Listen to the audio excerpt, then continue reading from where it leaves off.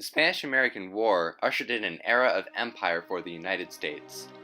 In the wake of the attack on Pearl Harbor, the United States decided to send hundreds of thousands of Japanese Americans to internment camps.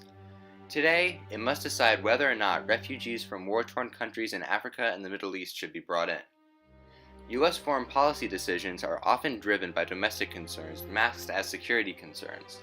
A trend of racial prejudice and profiling reveals itself when studying American policies after the Spanish-American War, during World War II, and the present.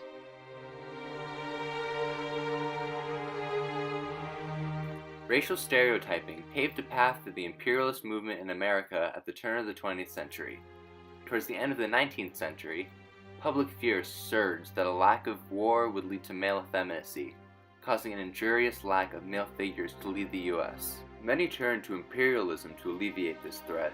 Theodore Roosevelt claimed that, "When men fear work or fear righteous war, they tremble on the brink of doom." This notion that femininity was detrimental to government was used to suppress the anti-imperialist movement, whose supporters were largely women. Political cartoons and other forms of propaganda depicted people from the Philippines, a country of prospective empire, as feminine, monstrous, and unfit to govern themselves. This led many to believe that it was the white man's burden to govern them.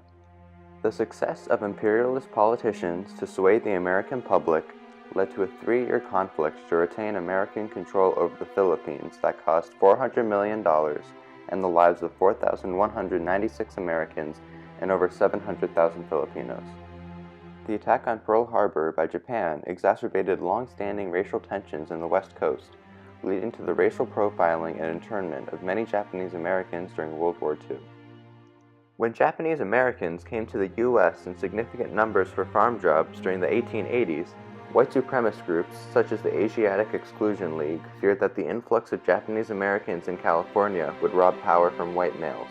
2 months after the Pearl Harbor bombings, Franklin D. Roosevelt signed Executive Order 9066, permitting the internment of anyone suspected of sabotage, implying Japanese Americans.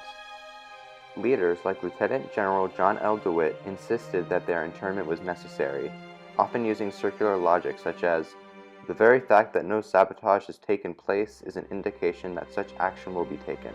Even though most interned Japanese Americans pledged American allegiance, they remained in camps where they suffered harsh living conditions and property loss until the end of the war.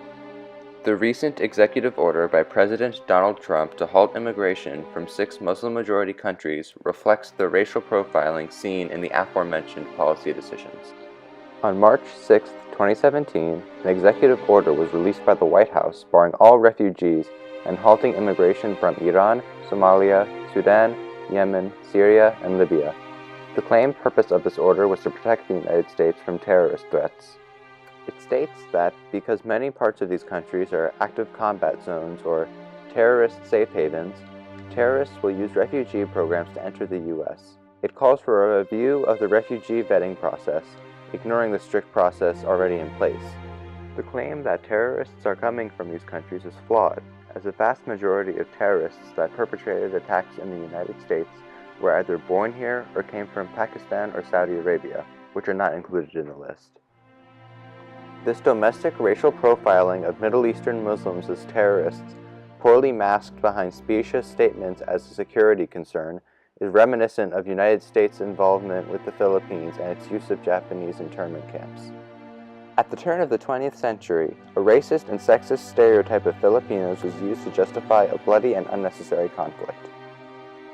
The internment of hundreds of thousands of Japanese Americans during World War II, allegedly a military necessity, was based on racial prejudices originating from before the attack on Pearl Harbor.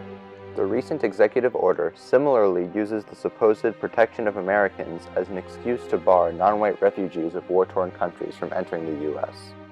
As America advances through these crucial next few years, we must put an end to this habit of putting lives in jeopardy to ease the fears of white men in America.